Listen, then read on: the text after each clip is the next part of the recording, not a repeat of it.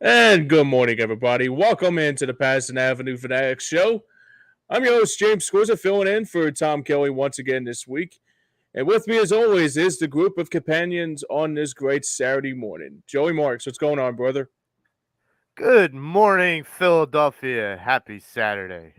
Yeah, happy Saturday indeed. Well, hopefully we'll have Damon and Frank to jump on our show today, especially for the last couple hours. We got a lot to get to on this Saturday morning. Phillies are red hot right now. You want to talk about real red hot?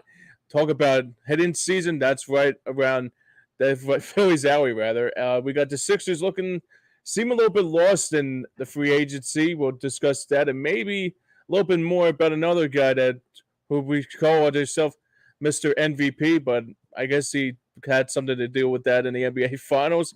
And the Flyers' ex office struggles so far, so good, but overall, Flyers are just continuing to make offseason moves. But Joey, where do we begin on this Saturday afternoon? Saturday Well, morning, rather. we are going to start with our Philadelphia What's happening, Phillies, Anthony?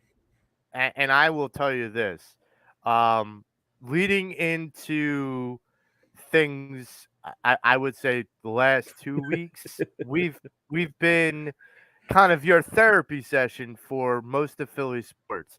And I will Yeah. tell you this, the Phillies have woke up. And Yep. it's a nice,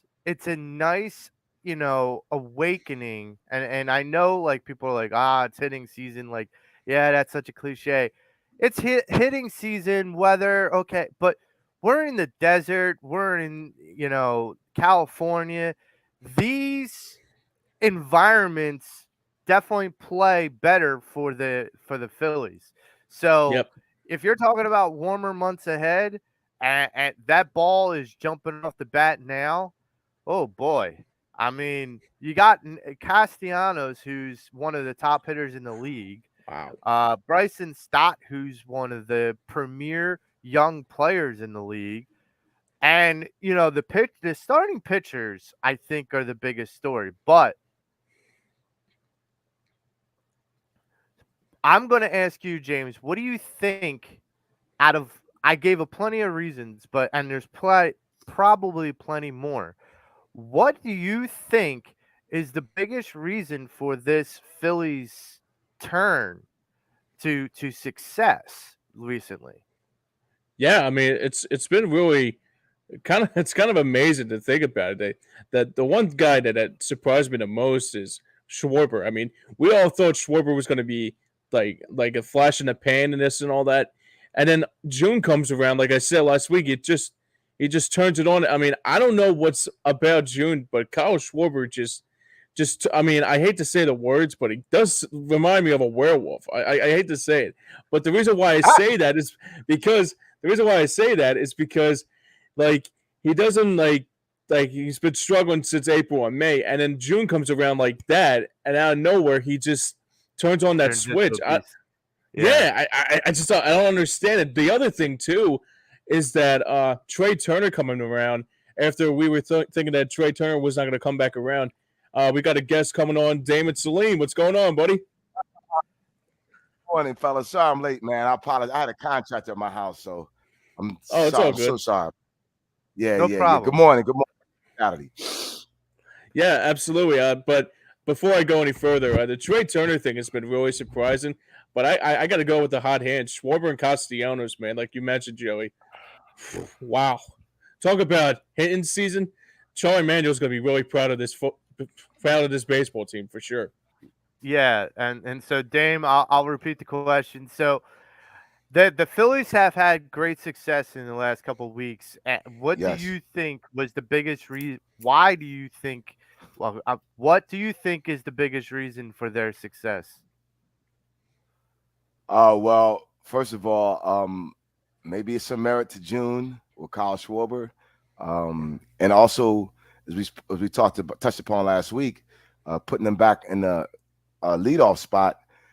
It just seems to have done something. I know it's not tradition, baseball fans, but in the world of sports, the goal is to win. So with him leading off, that's helping. Trey Turner and James has touched upon it, has turned it around. Like I'm starting to see a guy that because I'll be honest with you, Joe, a few weeks ago, I was like, you signed him 10 years, 300 million. Uh-oh. And then all of a sudden, there was a guy, forget his name. He was a reporter. He was on one of the shows on 97.5, and he said Turner's going to be okay. I forget his name, but anyway, he turned it around, and yeah, I think that's the biggest thing. Stotts being Stott.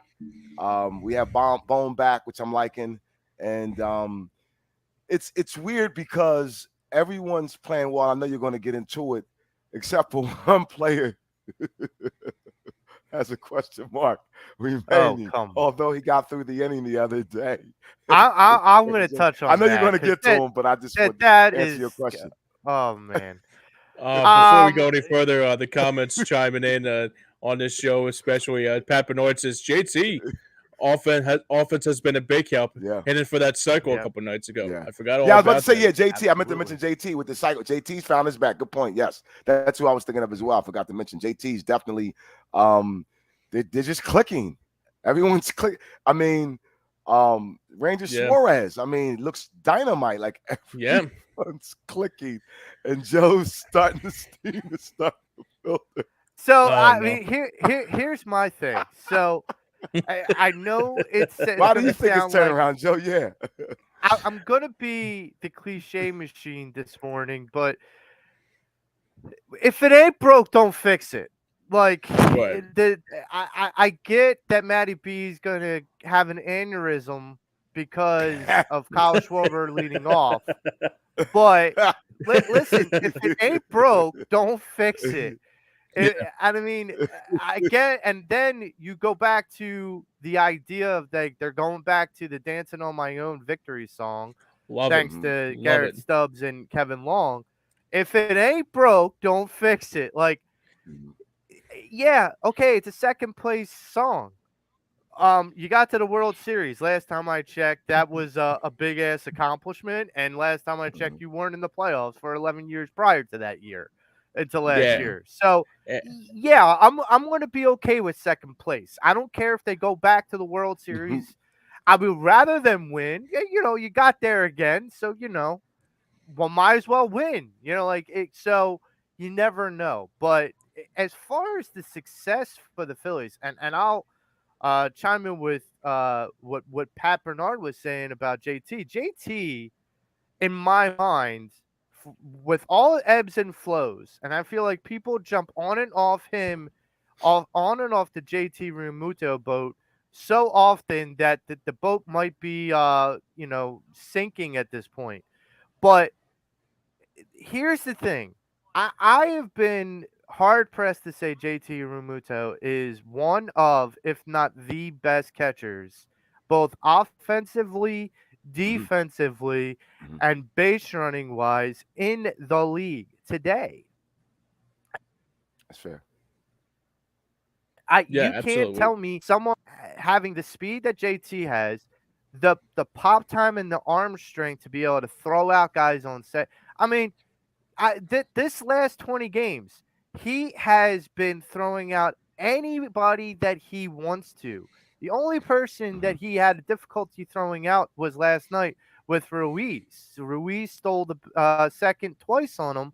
JT almost got him the second time, but you could tell that JT was upset that Ruiz got one over on him. But I would say Yeah. the thing that stands out to me for this success is the starting pitching and the depth in the games and how they're helping that bullpen catch a breath and you just get a little bit more oxygen in their lungs, because at one point in time we were like going 4 or 5 innings with our starting pitching, and then the bullpen was exhausted, and that's not going to help you going forward. And I feel like the more these guys go deeper, like Walker went 8 innings, I think Noah went Stepping seven up. innings, Ranger went 6 or 7 innings. Like the deeper these guys Nola go went six. into the game. Go ahead. Nola went 6 2/3. No, Nola went 6 2/3 because he got into his jam again. But to your point, Right, yeah, right, right. they've been so going back to JT real quick, Joe, and I don't mean to cut you off, but Last night he hit his 8th homer, James. I think he's on pace to hit 22 home runs this year, which is really decent if he can get 22 bombs with Schwarber hitting.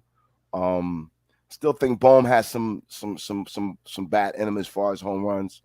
But if we can get 22 bombs out of JT, man, that's a good year for your catcher. Well, and I And also mind look you, at yeah, Huh? as and I go ahead, James. no, I'm sorry, and mind you that this team last year around this time, I mean, that's when they started to turn on that switch. You know, that's when they Mm-hmm. Yeah, turned on that backfire. Like this Mm-hmm. time of the year last year, they were just starting to swing the ball off the bat, and that's the one thing I Yeah. loved about what that Because 2022 Phillies team had. And now they're in the same boat again this year. But before we go any further, today's show is proudly sponsored by Sherry'sTickets.com. Save 10% by using the promo code EOP10 for great prices, no hidden fees for sports, concert, and theater. Visit our website at www.Sherry'sTickets.com. Family owned and operated since 1946, and tell them that the boys over at Pattison Ave and EOP sent you. yeah, it's concert season. Baseball's coming Yeah, alive. Billy Joel Plenty and of Stevie Nicks were at the lake last night, man. Yep, plenty of opportunities to go to Sherry's Tickets and use that promo code to save yourself some cash for beer at the stadium. Yes, sir. So the thing that I want to get into is something that Damon touched on, and I've been hearing this, and it's kind of annoying to me because I'm kind of like, are we really jumping on this idea? Bryce Harper. Bryce Harper's been struggling since he's come back as far as the long ball's considered. He's only got 3 home runs. Everybody's worried. Everybody from sports talk to fans are all worried. It's Evan Why? Flo. But here's what I'm going with. This is the argument that I have, James. This is a guy. Do we have this short of a memory? This is a guy who came back from Tommy John surgery sooner than any baseball player ever. This is a guy who came back from a major surgery and is still producing at the plate, maybe not by the long ball, but by, what he's able to do uh just within extra base hits and hitting and just being in the clubhouse. This guy's going to get his mojo back. And God forbid when that time happens, just like we said earlier about Trey Turner, we were like, "Uh-oh, did we just get duped? Like, Right. is this guy having a Nick Castellanos kind of 2022 and 2023? Like, we thought that we were in trouble as far as hitting. And people are still saying, well, it's hitting season, and the guy who's the MVP is not hitting. Yeah, I get it. Relax, folks. It's June. It's not October. I want him to show up when it matters the most. The bedlam at the bank, the home run for his life. All these highlights were by Bryce Harper. This is not a time to be worried. This is a time to just let him work his way back, both at the plate and in the field. Look, he's getting closer to being your first baseman, which means there's going to be moves, I believe, with the idea of Clemens. And I don't know if Clemens is going to get moved down. I really hope he doesn't because I think he's a great player. But there's going to have to be a move somewhere or a shuffle happening somewhere in order for things to work out for Bryce to take the field. I am not worried. Dame, are you worried? Oh, not at all about Bryce Harper. No, you touched upon something profound with the Tommy John surgery, working his way back because he got back mid May. I believe it was mid May, somewhere along Yep. that, if my memory serves Early May. correctly. Early May. Early May. Early May. So literally like a month and some change. He's got to get his timing, which he's still working on. And once the thing about Harper that I noticed with not and most home run hitters, they come in bunches. So once he starts popping one, then two and three and four go off, and he can accumulate 10 bombs in a month. That puts him right back, in the mix. So I don't worry about that, man. He's as long as that guy's ready, come October. That's what you really want. At this point, that's what you really want from him. You want him to be tuned up for that stretch run, August, September, so that we can go in October into the playoffs. Worrying about him right now does no good, because you already know what certain players are. You just have to just accept it. And everyone has struggles, right, throughout the season at different times of the season, depending on their situation.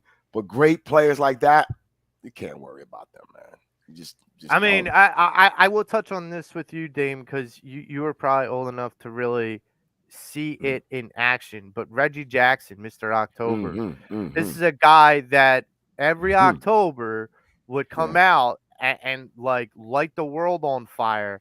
Yeah. Could Bryce Harper be the next Mr. October? Could be. I mean, I don't know if he'll get a candy bar out of it. Reggie got a candy called the Reggie bar, which was dynamite, James. It was a chocolate bar with peanuts. Oh, it was dynamite, the Reggie bar, man. Anybody knows about the Reggie bar, chime on in. But yeah, no. Yeah, again, guys like that, that's his specialty, right? That's what he does. So if we're talking about it, I'm sure he's literally thinking about it right now. What can I do to get going? So yeah, man, he could definitely be that. But I'll ask you and James this: as he goes, does the team go? As Harper goes, does the team go? I Regular think season or playoffs? I think down the stretch, yes. I think Okay. as we get closer to September, because I think some of the doldrums and the fatigue and everything, I think that he will keep them. He will keep them on a good pace. A lot of people were saying, "Well, he just seems defeated."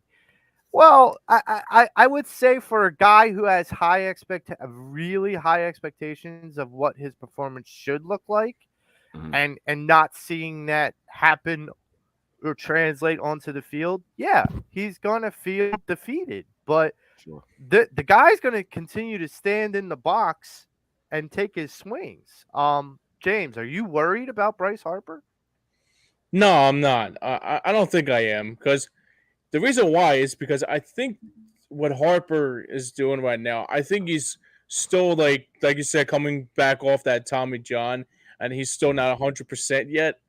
But like the worry about Harper, it's not even like towards the end of the season. I mean, if he's doing this in it's like literally in the dog days of summer. It's not even June 21st yet.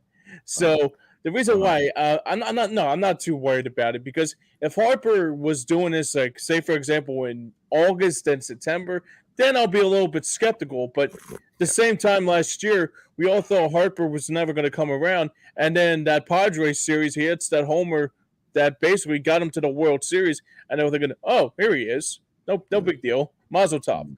But at the same time, no, I'm not too worried about it. I mean, if I was worried about it, I might have to get a dog by now. Yeah. So you know what too though, Joe?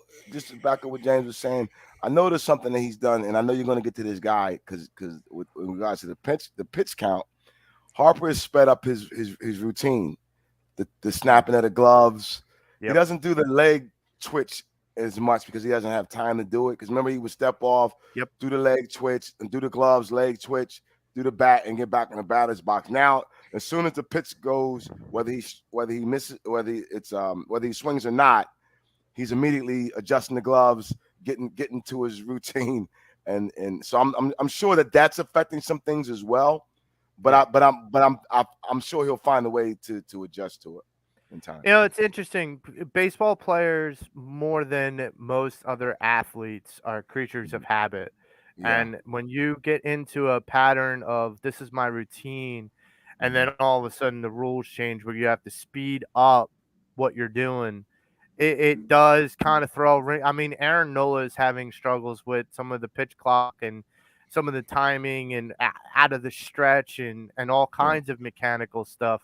So, with the rules change happened, I think a lot of people were just like, okay, we're going to take the first 2 or 3 months of the season to try to adjust. But you got to remember, Harper missed a month and a half of the season. So Right. this is still his early May, Yeah. even though we're in early June. But What's going on, um, Mike? What's up, Mike? so James mentioned June 21st. Uh, Tomorrow is Father's Day, which, by the way, everybody out there, happy Father's Day. Happy Same to you Um, Father's Day. guys. Thank you, man. Happy so Father's Day, dude. Yep, thank you. on Happy Father's Day to your June father too, James. Thank you, brother. Yep. on June 21st, 1964, a very special Father's Day. Jim Bunning pitched a perfect game against the New York Mets. Yep. It was an amazing game. It was an amazing feat, especially against the Mets, who are still our rivals. My question to you guys, coming up with some of these upcoming NL East matchups, we're going to start to see the Mets a little bit more, start to see the Braves a little bit more, Nationals, Marlins. Things are going to get a little bit more tighter in this NL East division. And it's not like the Braves are running away with it. My question to you guys is, do you feel like there's a chance for the Phillies to win this division still? Damon? I don't know, man. It's like the Braves. The Braves are a thorn in our sides, man. They've been Yeah. all through the '90s. They were just dominant, except for '93. Good That year point. we knocked them off, and then late '90s, 2000. Middle 2000s, early 2000s, I should say, was our time. But Happy uh, Father's Day, Fooch. hey, Foods, happy Father's Day. So Joe, I don't know. I don't know. It depends on. Well, let me say this: where the Phillies are moving in the right direction. I believe if they win the series against Oakland, that will be their fourth series in a row. I know they won like 13 out of 14 games or something, 13 out of 15. So they're playing well, which is what we want. The next step is you want to try to catch the Braves, but in order to catch the Braves, everything has to be on all cylinders. Because Yep. something about that team is just when you think you have them, they run away but I don't think they're as um I don't think they're as ungettable, if you will, as they were last year. I think there's a way that we can catch the Braves, but it's a matter of maintaining that consistency. So I'm not going to say no, but it's going to take some work. It's going Yeah. to take some work. Yeah, for James, sure. Yeah, I mean, what do you think? with the Braves is the one thing. I mean, going back for years with obviously like the '90s Braves with Smoltz and Maddox and everybody in Glavin. between. Glavin, yep. But the long story short, I think that the last time the Braves, I think the Braves are the last time they were like irrelevant was a long time ago. I don't think they ever in my lifetime. I don't think they ever been irrelevant. They always been like you just said, Joey and Dame, like about being a thorn in the side. I mean, just the hardest thing about it too is that Acuna drives me crazy. Yeah. Like just the lack of the players he does, and even Albies. Seen him on that, seen him on that BMW commercial, and he's trying to speak full instead of speechless. Every time I see the Braves play, it's just like, how the hell do they do it? I'm more speechless than Albies is, honestly. To tell you honestly. Yeah. I, Yeah. you know, Hold up real quick, too, James. Not to cut you off, Joe. And Joe, you would have tested. You would have thought they would have won more World Series back then than they yeah, did. Yeah, I believe they yeah, won one, maybe yep. two. I think it was one. One, one in But they, one, but, in yeah, but they were '95, right? always in yep. division champ. But they couldn't. You would think they should have won at least 3 or 4 easily, but they couldn't. Yeah, they were always Yeah, man. competing. They were always Mm-hmm, competing, but it was never like they could get across the finish line all the time. And I think it's mm-hmm, because, especially at that time, if you recall, like they were always meeting some team that kind of was the hot hand. St. And Louis. the Braves were always consistently good. Like they never Yes. were like Yes. the hot Yep. team. They were Yep. just a consistently good team. From And day and I one. think that yeah, so like that's The That's why manager I was think they're fantastic always too. relevant. Yeah. But that's why, like what you're saying, James, like that's why I think they're always relevant because they're Bobby Cox. consistently Bobby good through Cox. the Bobby year. Cox. Yep. Yeah. So, and like they with Snicker now they have like a good skipper. Like they Good have blend. good management and they have good ownership in the sense of bringing in people from the farm system that are really really good. I mean, I like to know what their formula is. Like Austin Riley and some of these other guys, Strider, like some of these guys are like studs from day one. I'm like, where are they picking these guys? Like, who Yeah, are their scouts and why can't we get them? I Yeah, agree. I Um, mean, I remember back in the day when I was starting to pay close attention to the Braves. It was like Chipper Jones. Like yeah, he was one guy that I actually, believe it or not, I did not hate. I think I Chipper was respected yeah. him cool, more man. than anything. Chipper was cool. I, Yeah, he it, was it, cool. it's interesting because with Chipper, I think I remember hearing this story during one of the Phillies Even telecasts Smoltz. about that Chipper Jones was not even projected to be a high level talent as he was scouted, but Hmm. then put in the right position, um, he just thrived off of it. He also had the attitude that he was coming to work to do work, and he made the game simple, not overly complex. Um, so we're gonna move transition a little bit into the Sixers. There have been some Oof. rumors floating around. There have been some talks about what is going to happen, and we're going to do a little bit of that now. So, the rumor right now that I am hearing is that James Harden will be re signed for a team friendly contract. Oh God. Yeah. I am hearing somewhere in the realm of 3 years, $110 million. That's brutal. So I'm gonna ask you guys.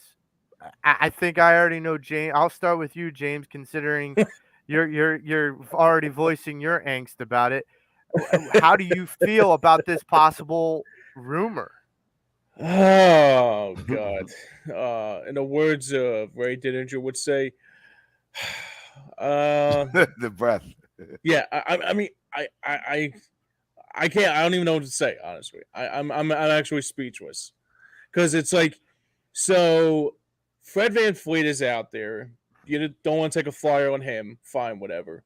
But I mean, I don't know who's like the big top priority. Who's going to be the biggest free agent out there? I know it's not going to be like it's not going Yeah, to probably. this year's free agency class isn't the best. Next year's is better. But go ahead. Yeah, yeah. And the other thing too is that we all know what James Harden can do. I mean, we all know he in Game 6 was a completely collapsed. Game 7 he was completely like not even a factor. I mean, I don't understand how anybody. How does Daryl Morey say to look at this and say that like what he done was a so-called like what was like earth shattering with him? I Right. can't explain it. So I'm going to I'm without counter. speech.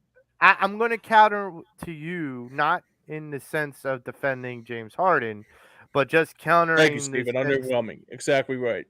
in the sense of like what Daryl Morey probably is thinking. Damon said it a minute ago is that this free agent class isn't as good as next free agent class, and his perspective is we got to win now, not a year or two from now, because the window is closing for Embiid. His perspective, Morey's that is that Harding gives us the best chance to win. I don't In agree what with that way? at all. I In don't what agree with that at way? all. Here's my feeling. I don't agree with that at all because, like I said a couple weeks ago, I've seen all I need to see from James Harden. I'm done. Let's move on. Like, you failed. Like, there's no other way of going about it. Like, you can beat your head into the wall until you're bloody and blue, but it's not gonna change the what he is not going to bring to the table. That this is a guy who's already proven that when times get tough, he gets going, not the other way around. Like the team doesn't get going, he doesn't, get down into the foxhole with you. He goes to the strip club, and he says, "Peace. I'll see you guys later." Um, Well, that's before not we good go any enough for me. Well, before we go any further, if James Harden wants to stay here and somehow in some way he gets sued by somebody, check out David O'Cherry Esquire. Workers' comp, motor vehicle accidents, personal injury, criminal law. Give him a call at 610-565-0300. That's www.cherryinjurylaw.com. Tell him that the boys over at Pattison Ave EOP and probably James Harden sent you. I mean, here's the thing: if James Harden Oh, gets God signed almighty. for that contract, there'd be probably a lot of Sixers fans that are going to get very violent. So, Oh, yeah. Dame, what do you think of this possible rumor? Um, I'm gonna borrow from both of you. I'm with James. In that um, it doesn't overwhelm me. However, Joe, I got what you're saying, and I was thinking the same thing. That one, the free agency class isn't the best this year. Will be better next year. So James, yes, it's hard to embrace. Let's just break this down. Regular season, James Harden was phenomenal. We Right. can't. We're not going to debate that. He helped Sure. Joe get the MVP. What happens is, and I was listening to a little bit. They were playing a little bit of Doc Rivers' interview with Bill Simmons, Oh, and boy. and I fault Doc a little bit of this, and I know you heard it too, Joe. Is that come the playoffs, teams already know what he's going to do. So if you don't have a coach making the adjustment and the player making the adjustment, that becomes a problem. I don't want him to be re-signed for this. I don't want him to stunt the growth of Maxey. I go back to that playoffs and I go, if they would have found a way to just to get him going again, I believe we would have a different conversation. And so for me, I'm actually hoping he goes off to Phoenix. I don't know what this thing is with Houston. But to come back here on a 3-year deal doesn't move me. A 2-year deal, I'm kind of like, all right. But again, I don't need a player telling the coach what he's not or what he is going to do in game situations, because the bottom line, I want my team to win. So that means you have to sacrifice your dribble drive to get the ball to Maxey, who can accelerate a little faster and is going to help us win and do that. But all this other stuff, man, I'm over it. I'm over all I have to sacrifice my game. Dude, the bottom line is to win. When you win the trophy, everything comes your way. Everything you wanted. I mean, hell, you can go down and they'll open up a strip club for you in Philly if you want. Just win the damn thing. That's all I ask for. Hell, I'll chip in and buy you 2 lap dances. I don't care. You know, Yeah, I I can spent my already. time in there back in the day. So what I'm saying is, I'm not angry, and I know I'm sounding a little angry, but I'm more frustrated with his attitude, and it's almost as if I'm trying to get paid. But my question to him is, do you want to win? Like, I believe Joe wants to win. I believe Maxey wants to win. I believe Tucker wants to win. I believe Tobias wants to win. I believe those dudes want to win. Sometimes you need to learn how to win. That's the difference. They're there. They're going to be top 3, whether people want to admit it or not. The Sixers will be in the top 3 for the next 2 or 3 years as far as regular season. The goal is to get to the next level, and that's where I'm at. And I don't know if he can help get us there. So, Yeah. if for James Harden, if you want an idea for what your strip club name should be, it'd be the Hardened Pole. But Oh, man. but the other rumor that's been out there as of late has been Bradley Beal once again, and I feel like even though we're in 2023, I feel like we're playing a replay of an old Pattison Ave Phanatics episode, because I feel like we've had this conversation before. Who would I rather have, Bradley Beal or James Harden? And a guy that was on this show once before, Dave, basically was a big Bradley Beal fan. And I hate to say it, but now that I've seen what James Harden is, I know Bradley Beal's been dealing with injuries. I get that. Yeah, And I know he's got a big contract, and I yeah, understand that too.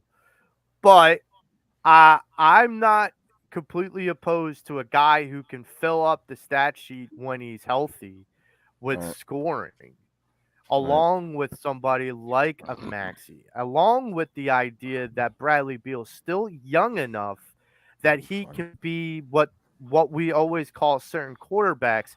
He can be like the bridge to from Embiid to Maxi in that regards of like a second, like a Batman or a Robin.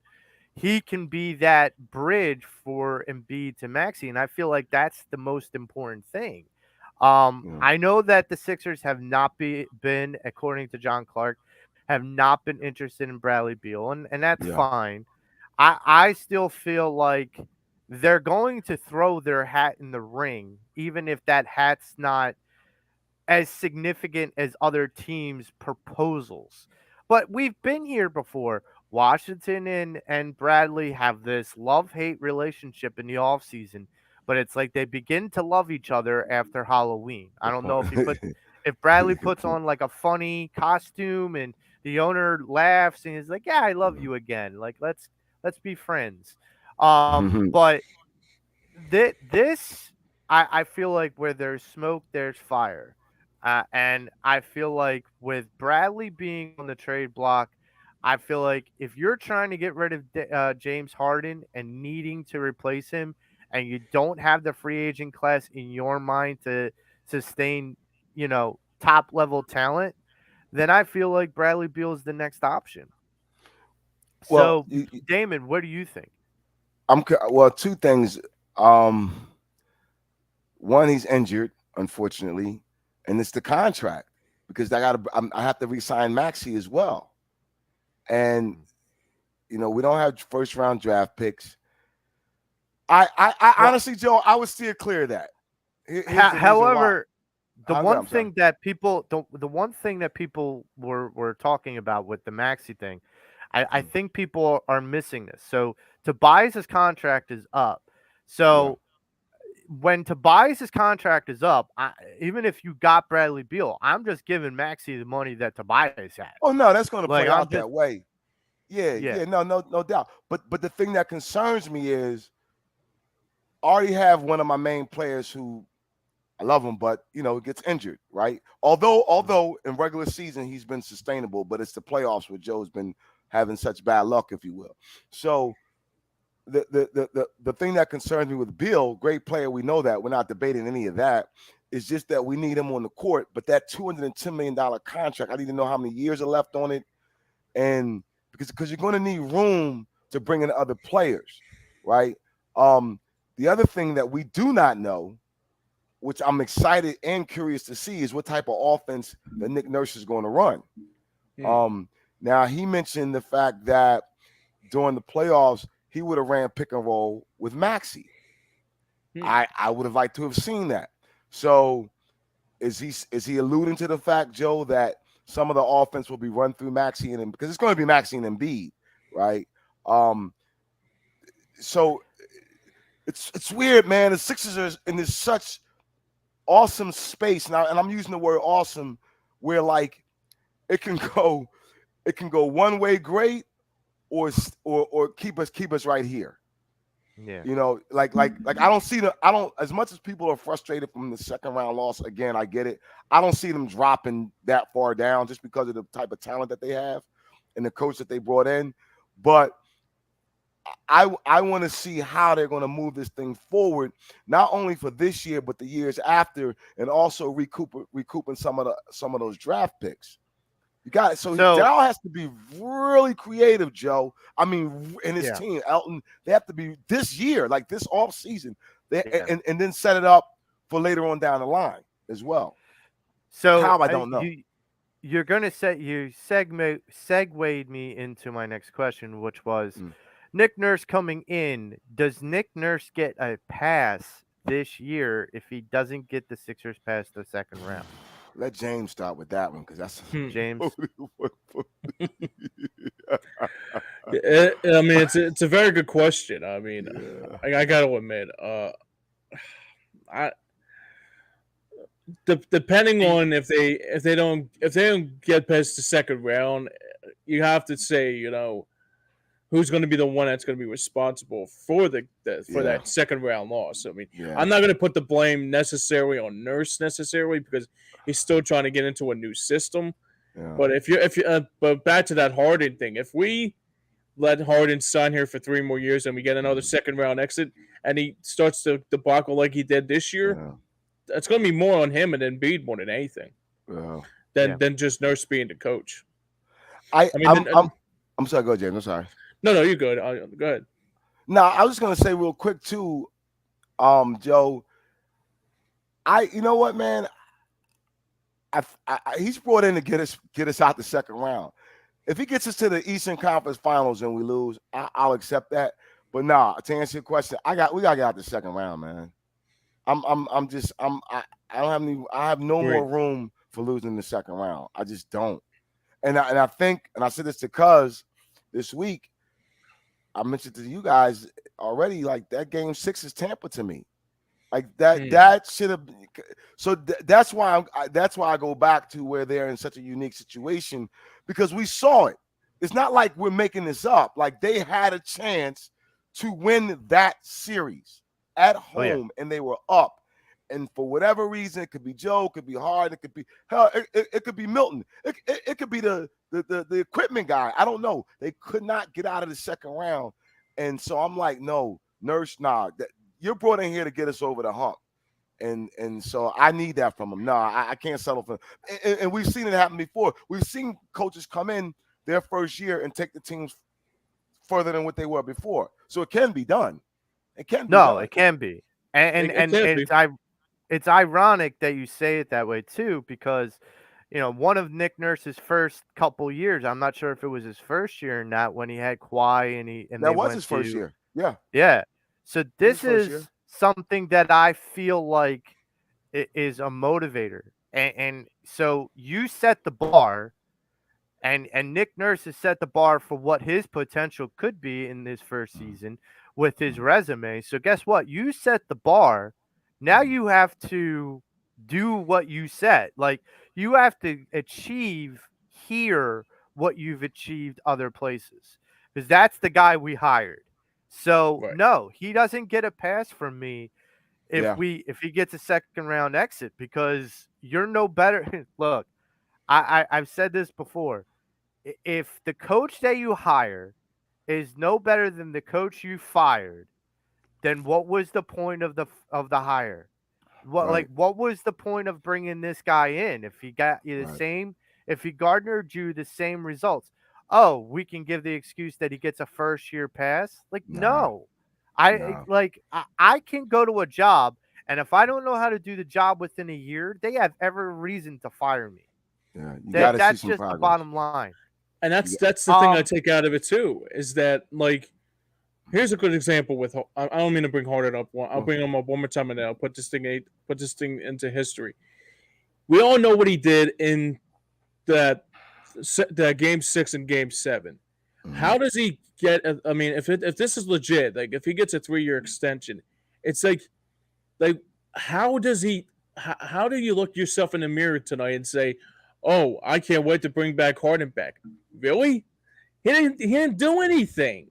He didn't do much of anything in the playoffs. The only thing he just did. I mean, look, if he was a facilitator or God forbid he had an injury, I'll let it pass. But overall, he's not a leader. It's like why do we continue to shoehorn this? And this is why I stand by what I said, James, and it's exactly the reason I said, I've seen him for a full year. I've seen him for a little bit more than a full year. I've seen all I need to see. I don't need to see anymore. Like exactly. I don't see the potential going up. I see it. The stock's not rising. It's staying stagnant, if not dipping. So yeah, and I'm not. I wouldn't say like fan. he won us a couple of games in that Boston series. I got to give him credit for that. But to James' point, and I get where you come. Overall, what are you doing? What do you like? Like you have to. I mean, one of the greatest players that ever played a game knew the double team was coming, right? And told Paxton, I love that. And he sat there and he said, Steve, they're going to double me. And Paxton immediately said, I'm going to be ready. And he was. Right. I mean, so when you're a great player, you have to harden. If you're dribble, and they're coming, know to get the ball. Dude, I'm not asking. Like, I remember. It's frustrating. I know. I'm going I know to how you use feel, an man. example. I know how you feel. And this is bad, but I'm playing a pickup game one time, and I'm telling y'all, I was getting off. I mean, James, I'm hitting jumpers. I'm driving to the point they double teaming me. And when I got double teamed, I hit my man, my teammate underneath the basket, wide open. They hit him with a pass. He laid it up. We win the game. I just use that to say it's just common sense. Just keep it moving. Like, I'm not comparing myself to him at all. I'm just saying, just a game of basketball. I think sometimes we make things so much more complicated than what they really are. And if your shot's not on that night, you're supposed to get other people involved that is on. And he just doesn't do that. I will say this in counter to what you're saying, Dame, about James Harden. The idea that he won us a couple games in the Boston series, he also cost us some games. Oh, he did. No. You're right. No question. Absolutely, question. Joe. Absolutely, Joe. Absolutely, 100%. It's if anything. But that's the James's point, though. I mean, that's the James. If I don't mean to speak for you, James, but that's his point. Like, you get this, but then I get that. It's like, Right. Yeah. It can't be both ways. You got to do it's like one way or the other. and it's not a wash because one is so much more extremely worse than the other. It's not a wash. Like, people would be like, well, then it's a wash. Excellent point. It's like, good point, Joe. None of what James Harden should bring to the table in a series should be a wash. That's not what you pay him for. If Maxey does something like that at the young age that he's at, still learning the game, then I understand. But not a guy that you put at the top 75 players of all time. Like, no. Sorry, that doesn't cut it for me. Do you remember his first regular season game when he joined the Sixers? I forget who he played. Yeah. But in that game, my buddy texted me. He's like, he was calming the team down. He was getting the ball out. It was nice to see because it looked like he was the veteran that this team needed to get everybody involved, to get him calm. If he could play like that, I'll take him. Exactly. But he needs to realize he doesn't need to be Houston Harden every night on this team. And he just it's like the ego. Just be yourself. Yeah. And it's like, dude, no, you don't. We have others to help you. But see, I'm glad you said that line, James. Be yourself. I am a firm believer that he was being himself when he dribbles the ball for 16 seconds in a shot clock. I believe that part of him is himself, and that is a big problem. It wasn't 15, Joe. It was 16 seconds. It wasn't 15. I'm telling you. I wish it was 15. I'll be better off. Yeah. So here's the thing. So one Good of Lord. the possible rumors that out there for your Sixers is, and we've kind of touched on this a week or so ago, Chris Paul. Would you sign Chris Paul to this team for the vet minimum? Damon? Cuz brought up. Again, great player. I wouldn't do it because he gets injured in the playoffs. I you know what I signed Chris Paul up for? I would sign him up as a backup. I'd do him as a backup. That's the interesting thing. I would sign Chris Paul at vet minimum to start games, but not play any more than 20 minutes a game. Dude, I would have him on load. Oh yeah, management, not load, but load.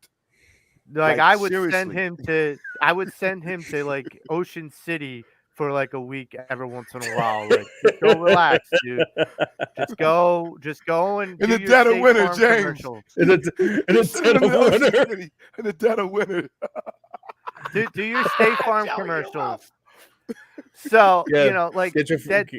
get some more ads with Jake from State Yeah. Farm. So this is my feeling is with Chris Paul, he brings a different kind of Oh cachet man. at the point guard role. That if you're trying to groom Maxi to be this superstar of a player, think about what you've already inputted into his head.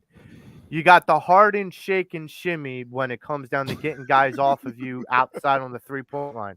Now you're giving him the ability to pick Chris Paul's brain about how to be a facilitator, how to be a leader. You want to talk about that veteran voice, Damon. Chris Paul has proven that he's that veteran voice, and he let, has to be. let me ask you a question. So I was listening to Keith Pompey. He was on with the best show ever, and he raised an interesting point.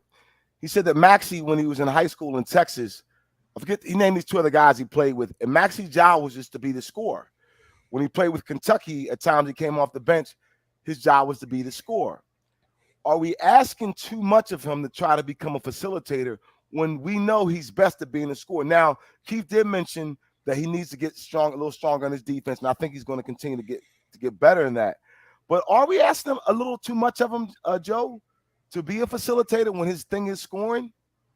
Not necessarily, because we're not asking him to be a facilitator solely. We're not asking Mhm. him to become just like the Kemba Walker, like that. Mhm. He's just going to be the good facilitator and give you 20 points a game. Mhm. If he wants to go off, I am a firm believer he could be a better version of what James Harden was in his prime. Because Maxi is smart, intelligent, fast, athletic, he has all the tools. I think if he's going to be your future point guard, which it definitely seems like they're grooming him to be that, he's going to have to learn how to facilitate at some point, especially after Joel Embiid, because he's going to have to learn not only when to facilitate, but when not to facilitate. And that's going to be a very tough lesson to learn. And when he doesn't facilitate, he has the tools to be able to score. I go back to like Allen Iverson. We had Eric Snow as our point guard, who was the strict facilitator, the strict point guard defender. He wasn't the guy who's going to fill it up on the score sheet as far as scoring points. But Allen, when he would run point off of Eric Snow, the thing that Allen was always good at is he knew he could fill it up. He knew he had the weapons in his arsenal to go and score. But he also knew he had to have a mindset and an eye for being able to pass to a wide open man like a George Lynch or whatnot.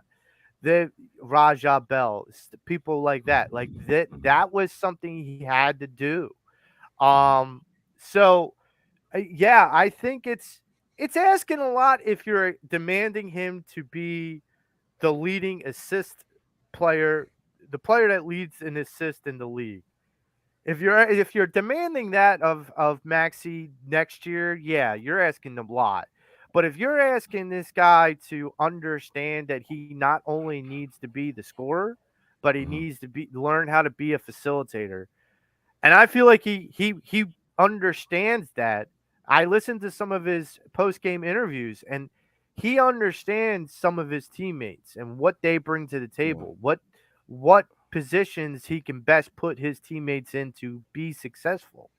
Sometimes I think he's a little too passive. I think he gets a little too that this is why I think Joel and James all said to him, you got to be more aggressive, because Right. I think he can be too passive. Right. Sometimes when you're a young kid and you're around really good players, like guys that are already established, like James and Joe and Tobias, it's hard to just say, "Oh, I'm taking the ball," because Right. you're like, well, no, I got all these guys on this team. Why would I Yeah. want to take the ball? I may screw up. So he's got to learn not only how to be the facilitator, but also learn when not to be a facilitator. And Also, real quick, Jaden Springer's probably gonna get some more run next year if they don't move him. Like he's been working on his game.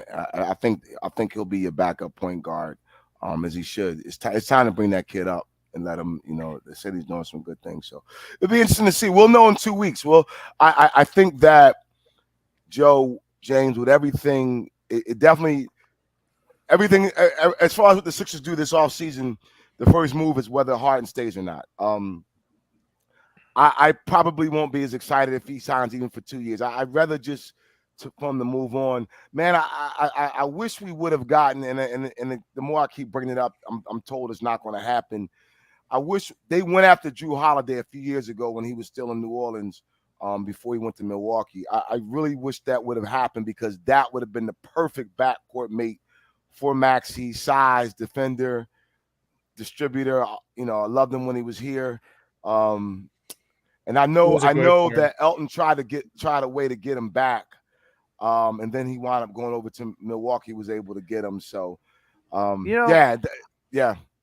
I'm still of the opinion, Drew's, in my mind, I agree with you, but I think Milwaukee knows the kind of player they have. And yeah. No, they're not going to get that. They're not willing to get rid of and that. I heard he might even retire. He was thinking about retiring or something like that. Somebody was saying. I don't know, but he's had some bad injuries that have been nagging, and Okay. he's kind of been on and off the court Okay. the last couple of years. But I still kind of go back to the Donovan Mitchell thing, because Donovan Mitchell, when he was in Utah, he was a guy. You want to talk about a facilitator. You want to talk about a guy that if you want to prototype who Maxey could be, Donovan Mitchell could be that guy in my but your my backcourt's opinion. small though. But that's the problem, man. You don't want to have too much because you got to factor in those wings that we have to go up against, man. Now here's the one I'm gonna throw at you, and this is I couldn't remember, but now it hit me.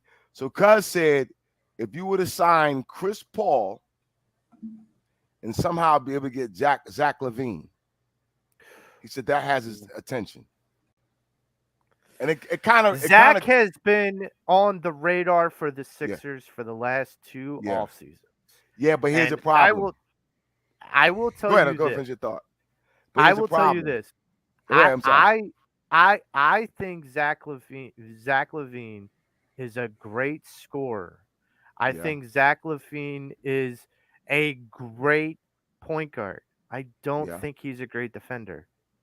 He's not. And here's the problem. They want Maxey, and he's untouchable right now. We're not giving you that. We're not doing it. Because you and I and James know that's after Joe. That's what we're going to build around. Right? So we can't. Yep. He's not going anywhere, man. Right. Right. And so when teams start talking zero, I'm hitting zero on the phone dial because I'm not listening to you. We're not doing that. As soon as Maxey's name comes out of your mouth, I'm hanging up the phone. I'm hanging up the phone. I have no conversation. That's a non-starter at this point. But I will say this before I think something's big is going to go down.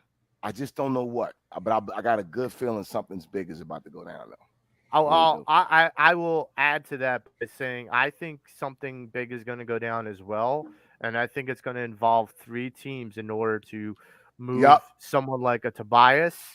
In order to bring somebody here of high caliber talent, and because you're going to need to. I mean, I trash Tobias from here and there, but he's a high caliber talent. That's not a question. Right. He's not just going to be given away. You have to have return. Right. Yeah, you're not just going to give him away. Yeah. Right. So we're going to transition. Speaking of building and rebuilding, we're going to transition into the Flyers. Now, I have a really interesting question here by saying we talk about the Phillies just played last night and won against the Oakland Athletics. And the Oakland Athletics are positioned to move to Las Vegas. That's the way it's leaning. Yeah. And so one of the things to kind of think about is how difficult in the major sports is it to rebuild, to tank, to do the process. We just talked about the Sixers and how we want to hold on to some star power so that we don't go back into that rebuild. Well, the Flyers are in that rebuild. So the question I will pose to you guys, and I'll start with you, James. Where would you start this rebuild? It has to go from the top. I think it has to start from the top down. Like, I think the one thing that the Flyers are doing, I wouldn't say that I enjoy it very much. I mean, the Patrick Sharp move, I was pretty interested that he's going to be part of the staff with Jonesy and Danny Briere. I don't know much about the John LeClaire thing. I mean, now it's just okay. It like when are you going to sign Eric Lindros now? That's going to be like the next top priority. So if you're going to bring, I mean, we worried about this 74-75 team for decades and decades, talking about the Bill Barbers, the Bobby Clarks, X, Y, and Z, and now it's like now you're bringing back my era of hockey that I wasn't even born yet. Like the Legion of Doom was like I was legitimately like 2 years old around that time when the Legion of Doom was first starting out, or probably I was not You even. don't remember the red highlight on the ESPN puck with the Legion of Doom, James, when they highlighted the puck in red? Yeah, Joe I gotta look that up. I did. I think somebody told me that a long time ago. No, that's a real thing, dude. They highlighted the puck during the game. Oh my god! It was a funny joke that me and Tom had when that happened. And I said, I'll bet. you know the reason why they did it, and he's yeah, like, right, why? exactly right. I Simon was Michael like, Renberg too, exactly right, Andy. yeah. I was like, you know why they did it? They did it because people had a hard time tracking the puck. Yeah, He's they like, did. so what? People were going blind, and I said, listen, from one blind man to others, I had What a the hell hard is time this tracking crap? the puck, but I had an excuse. I had a reason. What the hell was everybody else's reason? Yo, And Tom's like, I have no idea. Do you yeah. But guys the red remember dot just when? seemed like you were playing some sort of like Pong game. Yeah, I was about We to say. attributed to Pong. It Exactly. was like bloop, bloop, Dude, bloop. and it was so distracting because you couldn't, James, you weren't watching the skates move. You just kept your eye on the red dot the entire time. It's like, Oh, and don't and forget that was the about height the of the Legion streak. of Doom that era. Don't forget about the streak. Like when they had the red dot, if there was a hard enough slap shot, there was Oh, like yeah. a streak that came out of the dot. Yeah. So it was like, what it would the go hell? What are we doing here? like a meteor went across your TV. Right. He's right. It's like when Char did a slap shot of 108 miles an hour. Yeah. It was like Yeah. blazing red across the ice. I'm like, Yeah. who can pay attention to a hockey game It was when so you have distracting. Star I Wars do going remember that on now, ice? man. I do remember that. Yeah, it was I think distracting, dude. I mean, I get the idea of it, but now you don't need it because of these high definition televisions. You can see it. Exactly. But back then, it was like, because the idea was like, oh, okay, that might solve it. Then it was like, oh. What was it? A Fox that did that? Like Fox that had like a puck shadow, like Yes. yeah. Fox came out with it I think originally. Fox came out with it. Yeah, I thought ESPN did so. the red one. They needed to have a kind of niche because they were trying to take some of the audience away from ESPN at the time with their Hockey Tonight and stuff like that. So they did that.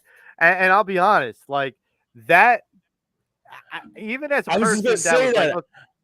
Like, I'm sorry for interrupting, Joe. Yeah, Steve. Robots fighting after the goal. Fighting after the goal. I remember that. I do remember that, Steve. I do remember that. Yeah. So I mean, I kind of here's the thing. I am of a perspective. Oh my God. Let's sign Alexander Daigle to assistant John LeClaire. Alexander Daigle. Oh Alexander my God. Daigle, And Yanni Niedema. If we're naming Anthony and Yanni Niedema too. Niedema, yeah, good stuff. Hold up. If we're gonna start naming ex-Flyers to hire, let's do Vaclav Prospal. Damn. Let's just get all crazy with it. Yeah. Damn. Vaclav. Chris Gratton. Yeah. Vaclav. Oh my. I'll say this. I delivered to Johnny LeClaire if TK was here when I worked for FedEx he lives over in Havertown. He was cool. I get to the house, this Range Rover is sitting outside, and I knew it was his house because his name was on the package. And I knocked on the door. He opened up the door. He was nice, man. Shook my hand a little bit. I told him appreciate him, Joe, I don't have a problem with it. And I get it. You want to, hire those who you're familiar with. Um, but I believe, and I'm glad somebody talked about it. Like Danny Briere wasn't just waiting around. Danny Briere, I've been keeping my eye on Danny for a few years. Danny's been working, in Yeah. the front office for a few years. Not just the Flyers. He was around another organization. He came back to the Flyers, but so he's earned a position.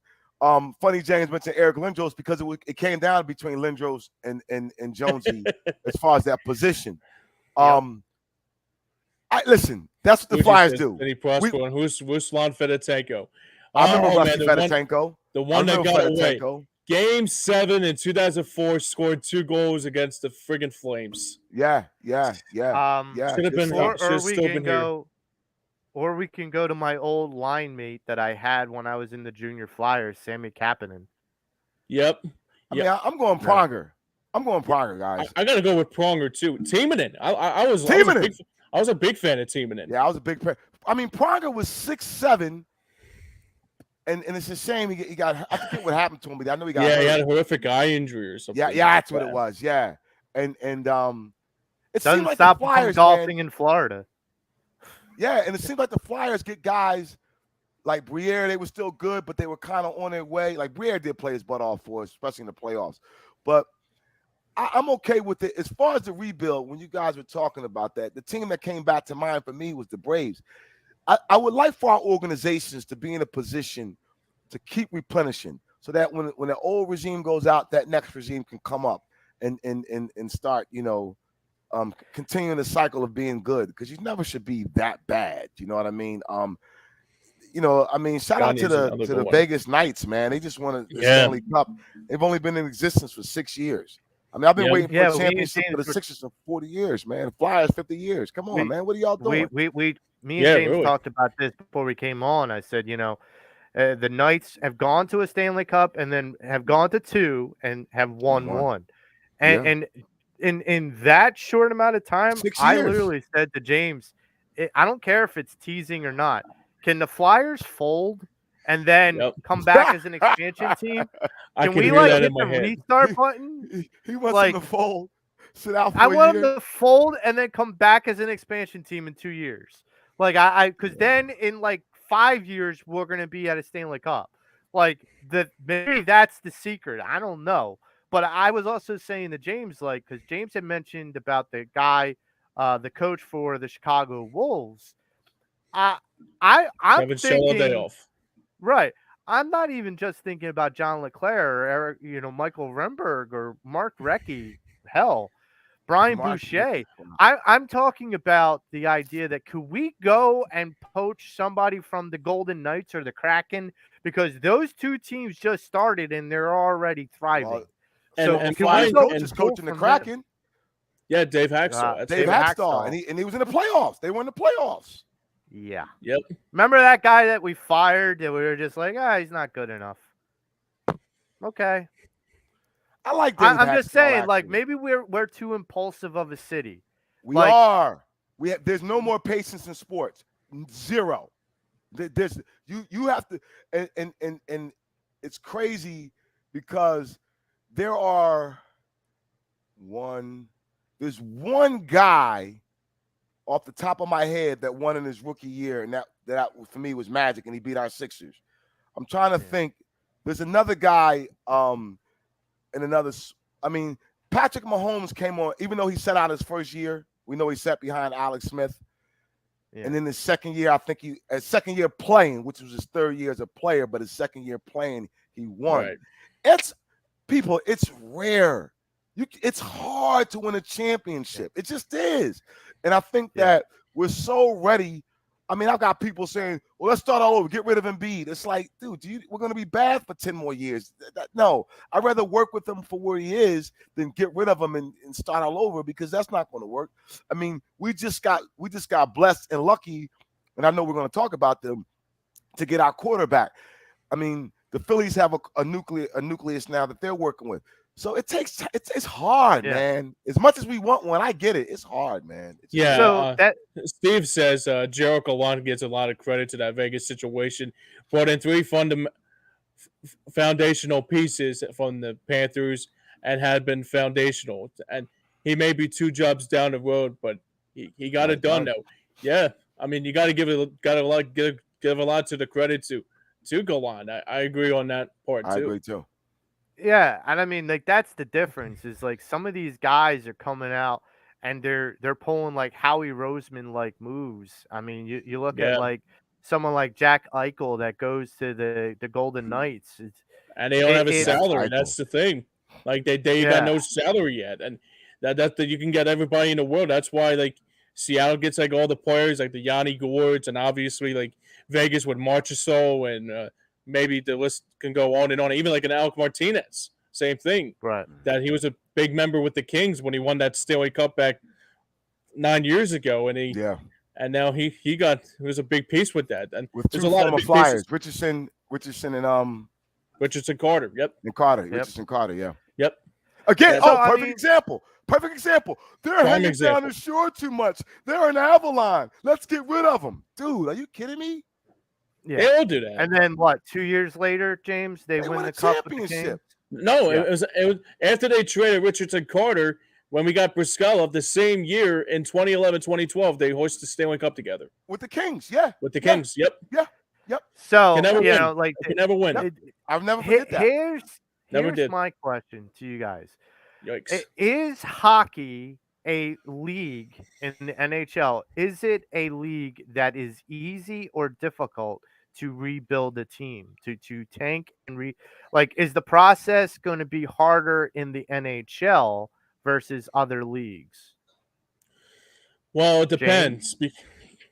It depends because like if you got like a lot of salary, you can be like Vegas. You know, if you're like an expansion team, you can be a dynasty in the next. I mean, Vegas can be the next dynasty because they got so many players on that team, and like they get rid of like some players. But the question is though too is like the Flyers if the Flyers can get rid of some of the players like the Ryan Ellis's or like somehow in some way like somehow in like somebody that hasn't like lived up to the expectations, like a Kevin Hayes for a prime example. Maybe you could like get some prospects back to make like a team we built from.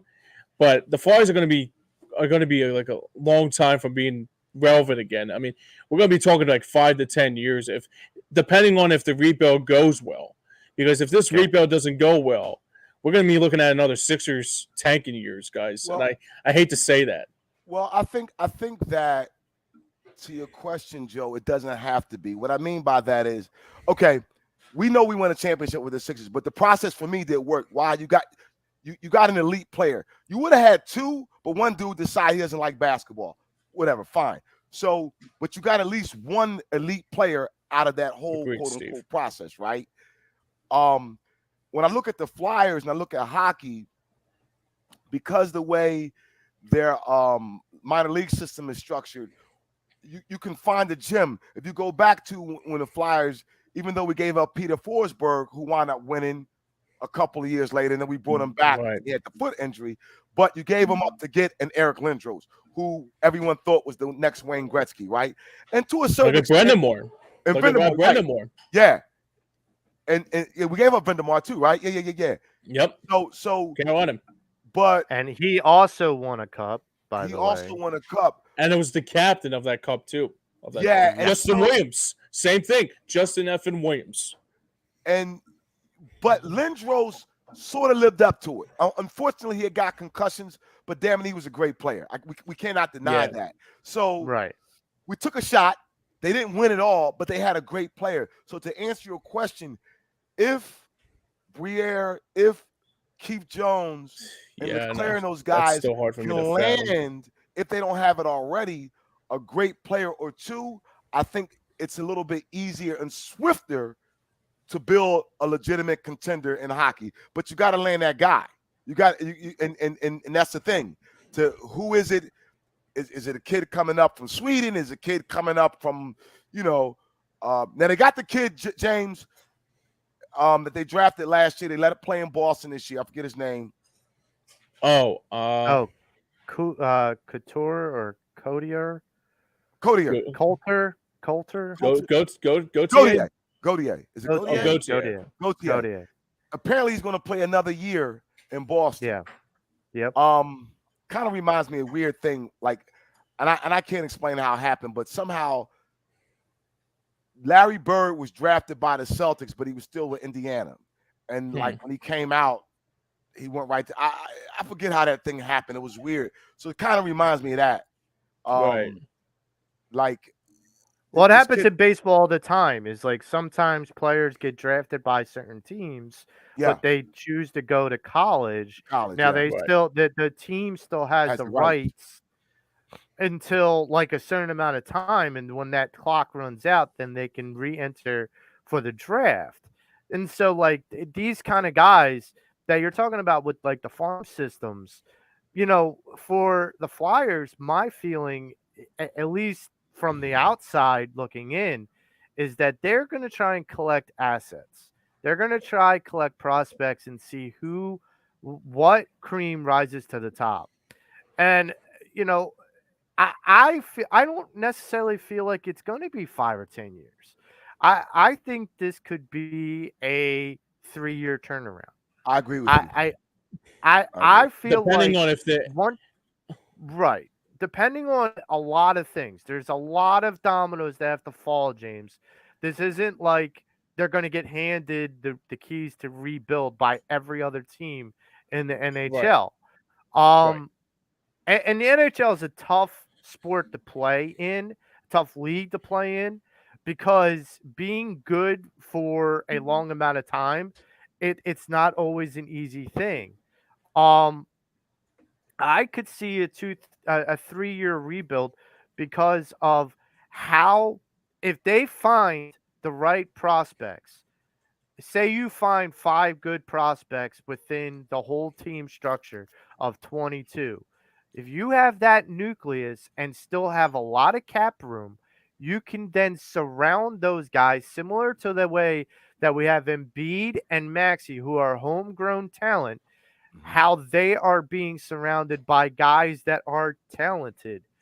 You have what, 12, 15 guys on an NBA roster, active NBA roster. You have 22, including goalie, on an active NHL roster. So if you get 4 or 5 great young prospects that you can surround this team with, bring up and add additional uh, high level talent. This is why I was going to do this thing on the show about like what free agents would the Flyers pick up. I don't Mhm. think they're going to. I think they'll do some little here and there, but nothing that's a big Crazy. splash. I Yeah. think their big splash is clearing the money and gathering assets. And I think that's the smart play. I honestly think you're not going to get a stud like an Ovechkin or a Crosby or Nah. a Connor McDavid or an Right. Eckel. Like we Yeah. understand that, but you could have guys that could like a Patrick Subban or um a Patrick Sharp or someone in the Jonathan mid Tays. level, yeah, that are guys that were not highly drafted guys, but were really high talented guys too. I feel like you're going to see that come to fruition with the Flyers as long as it's done correctly. And look, Yep. I know that a lot of people are going to criticize and scrutinize how, all these ex players that are now in the Flyers front office. I get it. I understand the scrutiny and the criticism, but I will say this: the way that you can evaluate talent on the ice is being a player who used to play on ice. You know what talent looks like because you've been around it in your career. Mhm. So maybe someone comes up that reminds John Leclerc of Eric Lindros or Michael Remberg. Maybe someone comes up that reminds them of Primo. Maybe someone comes up that reminds them of Simone Gagne. The guys that are in that front office have experience about recognizing talent because they've been surrounded by playing with talent. That may help that process of seeing the intangibles more than guys that are just businessmen, more So than guys that are just used to being in the boardroom. so to your point, John, on piggyback, I know we're going to transition in a bit. A couple of things that's been sticking out with me, and no one's talked about it, but it's being done, but it's quiet. So Torch has his hands involved in decision making on this team. I really believe that. They're not saying it, fine, whatever. I believe, to your point, the reason why they may not go out and get like a big name free agency, their caps hit or whatever. Yeah. But I think they want to now, like, to me, this past season with Torch as the coach, weeded out those who were not all in. I.e., they traded away just the kid they just traded away. Provorov. Provorov. It was a pick. Provorov. Hayes may be on a look. So I think they want to bring in, or if they already have in the fold, those young players that Torch can groom and that can tolerate his way, but also having a direction. Like, I believe they sat down and said, listen, this is where we are. This is where we want to get to. Let's try this way to get there. Like, I I honestly believe they have a plan in stone. I feel that, I see that, and all we can do as fans is hope that it plays out in our favor and be patient with it. Because I'm with you, Joe. I think it's like a 3 or 4 year window. That's another reason why I'm so not ready to give up Carter Hart. Right. Because he'll just, like, as soon as they get better, he'll just be that seasoned as a player. Because remember, he was young when he came up. I mean, young. Let me explain something with Carter Hart, and we'll move on. Yeah. I'm not saying we get rid of Carter Hart for a bag of peanuts. I'm literally saying that the deal has to be right. You want to do a Herschel Walker? No, I'm being honest. You want a Herschel Walker deal? No. I want something that is going to have the return that's going to make the best sense. I'm saying that's what the Herschel Walker deal did. When Dallas got him from the Vikings, I mean, when the Vikings traded for him from Dallas, I mean, they got a boatload. Yeah. James, it's saying that trade, James, when Dallas traded Herschel Walker. But Herschel was Vikings, towards the end of his career. Well, he played for us a little bit. Yeah. But if you go back, so like he was still but Joe, he was still in the season because he came from the USFL, right? Yeah. He wasn't used up that much. It's just that when Landry gets fired and the regime change. Jimmy Johnson comes in, he recognized I ain't winning with no running back. Or I can get a boatload of picks, which he did, and they built the roster. And at that time, timing is everything. The running back was still the integral part of anybody's offense, right? I think Jimmy Johnson said these aren't my guys. No, yeah. No, I agree. We're saying the same thing. And realize that guy was still a name from his Georgia days to the Generals to the Cowboys, to where it was like, I mean, I don't remember the draft pick, but I remember waking up the next day going, what? They got like 6 picks and all this. It was crazy, man. If it wasn't for the Herschel Walker trade, Michael Irvin was on the Cowboys before Jimmy Johnson got there because Tom Landry was his coach, so he was there before Jimmy. Well, who had coached him in Miami, which is kind of weird. If you remember, if it wasn't for the Herschel Walker trade, they wouldn't have gotten the triplets. That's what I'm saying. Yeah. Well, Irvin was already there. Right, there. But they got Aikman and Emmett. Right. And Emmett was like a 3rd round pick or something like that. Yeah. He wasn't even that. We're going to transition into the Eagles. But before we do, if you want to go to any of the Eagles road games, because I'm sure they're going to have plenty of packages, including some home game tailgate parties, you might want to go check out phillysportstrips.com. Vince and the crew, they know what they're doing when it comes down to catering to your every need, especially when going on the road. Go to phillysportstrips.com. And I will tell you this going forward with the Eagles, I know that there have been I have been getting some flack from people that have watched the show and said, "Wait a minute, Joe, you said the Cowboys are going to win the division." Understand what I'm saying? I don't want the Cowboys to win. I just don't know. The Eagles would have to break the trend. The Eagles would have to go back to the way they were when we played under Andy Reid.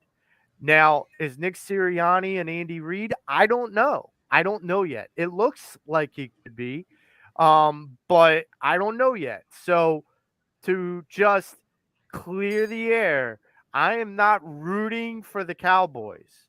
I am rooting for the Eagles.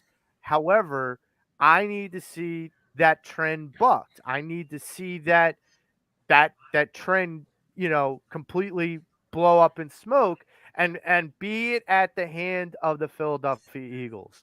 But getting into the Eagles, um, I got to ask this question because I feel like there's got to be a reason why this hasn't happened. There's a name that's been on the trade block that supposedly is going to be an Eagle but hasn't yet, and I'm curious if you guys have any any reason why it hasn't happened. Buda Baker, why hasn't this trade happened yet? Why hasn't this deal happened yet? Dame, what do you think? Well, how we good question. Um, I think a number of things with Howie. Um, if you notice, Joe, you never know about Howie's moves until they're done. Mhm. So, like, it's almost as if he's constantly playing poker, and it's like, I'm not showing my hand till I need to. And in this case, I think he's just waiting um, for the right timing of everything. And also with him, the other thing I need to know what Buda Baker's contract is. Howie's always thinking, James, you know this. How can I keep a guy? Right. Like we all wanted him to keep, and I can't get the name out, the safety that we let go, Garner Johnson. CJ Gardner Johnson. But I give credit to him because come to find out, he's like, if I give you this loot, is your attitude going to change? And as much as we wanted him as fans, because we're a fan of the game, we're a fan of the Eagles, it was like, I'm not giving this guy this kind of money because he's gonna mess up the locker room. So I think whatever moves he makes, it's so strategic. It's like you're not going to sway him and you're not going to move him until he's ready to say, okay, yeah, let's do it. So I think it's a wait and see game based upon some contracts that, and this is me guessing, that he's trying to work out so they can figure out some stuff down the line because he's always in contract mode, always. James, what do you think? Um, I would say the thing I'd take out of it is I mean maybe if like the reason why we probably didn't go over the deep end to get him, I think it's because I think we don't need him. I mean, I know I think the secondary is set. I mean, they got Kelly Ringo. That's basically the guy that I expected the Eagles would be in that defensive front. And obviously, if you haven't watched my show lately, I'm a big Bulldogs fan. But no, Mhm. You don't but no, say. no, you don't say. Nah. So I think it would be nice. It would be nice to get Buddha. I would love to have him. But they're probably like thinking, I don't want to give up on Blankenship or give up on like maybe if they probably needed that juice, probably just probably say, we need one more piece of weight. But hey, I mean, if the money is there, have at it. I'll be fully on board with it. That I'll be Well, 100% on board. I think the reason why the deal hasn't been done yet is because I think the asking value of it is too high for Howie. I think, like Damon said, he's playing Yeah, poker, and someone's yeah, like, "You got to give me a first round pick," And Howie's like, no, I don't. I don't have to give you any of that. And, I and just also, swindled 2 teams for this. I just swindled 2 other teams for this pick. I'm not giving to you. Yeah, also, I'm not just giving that up, dude. and mind you, and it's your favorite coach-in-law, Jonathan Coach-in-law. Good Jonathan work, Gannon. Jay. So he's probably thinking you're not taking away Jonathan Gannon's probably thinking you're not taking Buddha away from me because DeAndre walked out the door without even batting an eye. So he's like, I Coach-in-law. That's a good one. You got you, Joe. He's your favorite coach-in-law. Jonathan Gannon could go to the same place that Claude Giroux, Ben Simmons, and all those other Dude. dirtbags have Oh gone my to. God. I'm going to make sure. I don't know where That's I'm a going to good be. line, man. I got to make sure I'm somewhere, either I'm at the game or TV. I want to hear the smack on the booze when he enters the field. Oh, Oh my I just hope they God. don't throw anything at him. Please, people, don't do No, that. Don't throw anything. no, we won't do listen, that. Nah, I don't condone that. Boo as loud as you No. want, but don't throw anything. Don't do that. No. Heckle him all But- you want, but don't boo it. Don't throw anything. Nah. Listen, Yeah. he'll Don't get throw any batteries. he'll get Was it? his JD He'll True. get his- Don't throw JD batteries at True. Jonathan Gannon. he'll get Jesus. his with the ass whooping that his team will have Joe, when he steps on this field. they're going to throw the Good. Arizona turf. They're going to throw a piece of the Arizona turf at him.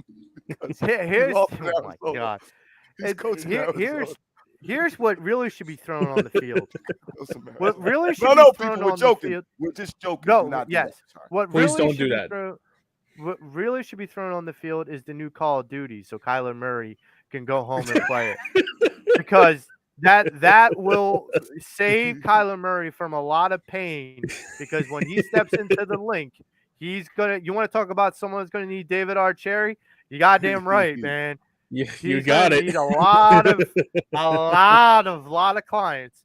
But it's going to be Jonathan Gannon and Kyler Murray.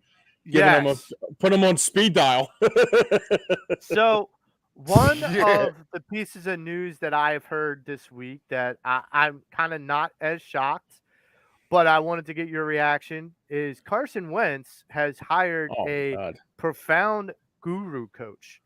Yeah, I heard about this. Quarterback guru. And he is trying to reinvent or resuscitate, however you want to look at it, his career. He does not want to go to the USFL. He had already made that clear. He doesn't want to go to the CFL. He's already made that clear. He feels like, and this is quoted by Carson Wentz himself, that he is still a starting caliber quarterback in the NFL. So he hired this guru, this quarterback guru, to kind of help with his mechanics in hopes that he can make a team before the regular season. My question to you guys is, number one, can Carson Wentz be fixed? Number two, if he were to be fixed, would you entertain the Oh, possibility hell no. of bringing him back to the Eagles as a Hell backup no. quarterback? No. Hell no. God, no. God, no. No. And God, you know no. why, Joe? God, no. You know why? Listen, I love Jalen Hurts. I'm not the most exciting dude to watch in the press conference, okay? I'm just going to keep it a bean. But the guy gives me so much joy to watch on the field. His teammates love him. And I, Joe, when I first, you guys invited me on as a guest on the old show, okay, in the old format. And I'll never forget that. It was such an honor, and I had such a great time. And it was like a week or two before Carson was to return after the Super Bowl. And I remember that show, man. We were all excited. We were excited for him. We were excited for the team. And it just seemed like ever since that LA game where he got injured, and I'm going to always give him credit because he put us in position to win the Super Bowl, he hasn't been right. And for me, when you're mentally not right as an athlete, your talent doesn't matter. Because you I don't know if you guys saw it, James, Joe's nephew-in-law, Ben Simmons, is at it again with posting. He's posting the workouts again. And I'm like, dude, when are you going to stop? Like, you do this every summer. You show us your lifting and you're getting your shot up. And then come game time, you do nothing. So, again, he's another one. Look, go be the Talented as- MVP at that local AAU rec center league. Man, Go be the MVP there. Tons of trophies, Joe. I mean, Yeah, the parade is half a block long. That's how Yeah. exciting the championship is. It's a half a block long parade. And the thing about it is, these guys are talented. Carson is talented. Ben is talented. But mentally, they're as weak as candy shoestrings, man, that we used to buy as kids, man. Because you're not going to win with that attitude. No. So my question, Dame, is he fixable? No. Is this no? Okay. Nah. James, Nah. is he attitude. fixable? No, I don't think so. I don't think so. I mean, if it was that fixable, here's something that I don't understand about with Carson Wentz trying to get back into the league. Look, I understand you're trying to make sure what possible way just to prove that you're not done, no, but John Gruden? Yeah. John Gruden? Ew. Really? Come on. I mean, yeah, he's not like. This isn't like. I mean, we're not talking about obviously. I mean, you want to talk about like a quarterback guru. I mean, it's like if Ben Simmons was going instead of to get teaching from Herb McGee, he's getting taught by one of whoever. I mean, who's like one of the guys working in the YMCA. And he turned that down. Yeah. And he turned that down, James. Ben Simmons turned down Of course he Herb did. McGee. Because he's better than him. Right. Well, I'm like, Herb McGee. I'm like, really? Like, okay. I'm like, all right. But that's the thing that just astonishes me. But the idea for me with Carson is I just don't see not just the mental toughness. I honestly don't think that anyone's going to want to take a chance on a guy that could tear down that locker room. He's still all about me and not all about the team.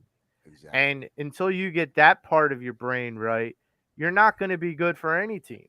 I mean, that's my point too. I mean, you do know that if John Gruden, if you don't get like a play right or something like that, he'll torment you just like in the blink of an eye. He will rip you. He'll say he'll be like, Carson, like you're doing this wrong, doing this X, Y, and Z wrong. And everybody, I mean, I don't know if anybody will have the same kind of feel. Like, well, he told Randall, he told Rodney Pete and all that, but John Gruden wasn't the guy he was in 1995 or 96 or whatever. Yeah, you're right. That's it.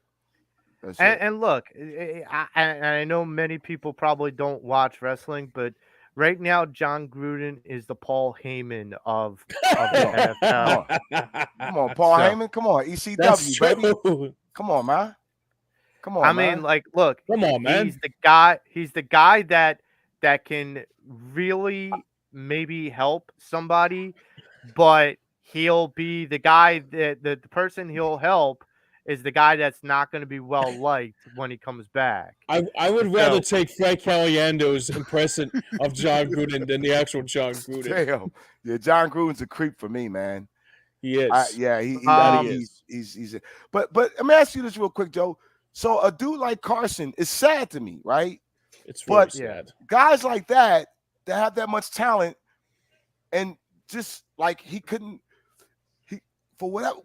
Like for me, all right, ever since I was younger, whenever I did something wrong, I'm like this to this day. I always go, whenever something happened, what did I do to cause that? I've always been like that. Let me look at myself first. Let me see where I was wrong, and then let me correct my wrong, and then hopefully my wrong can help the situations. Sometimes it wasn't even about me; it was about the person. But I always, regardless, looked at myself, and I still do first. Okay, I made a mistake. What did I do wrong? When guys are like that don't look at them, they're wrong. I don't have any patience for that, man, because none of us are perfect, right? We all make. I don't care how much money you make or how much little money you make. You know, you're not above the game, Carson. Like, you didn't invent the game, you know. And when people go, oh, he's very smart, da da da. Yeah, but okay, he's throwing a But up here, football. but up here, he's like he's obtuse Yeah, with that. and part of a leader is that you have to have your locker room, and he saw that this guy who the Eagles drafted in the second round got the attention in the locker room, and I take it back, Joe. He saw two guys that got the control of the locker room, and that ate him up. Instead of looking at himself and saying, "What am I doing wrong? Let me humble myself."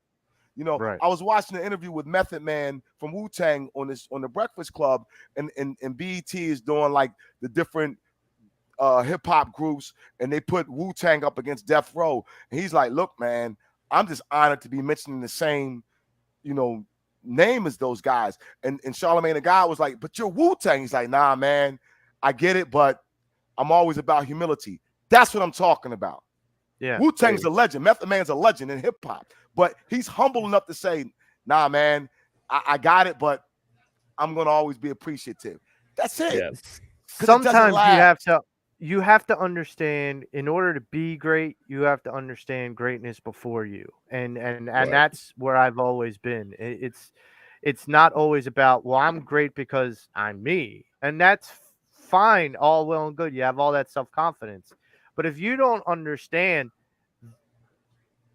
that you have to become greater because of the things the people that came before you, that's where you have to be humble. And I think there's a time and a place to be humble, and there's a time and a place to be confident. But we're going to wrap it up for today.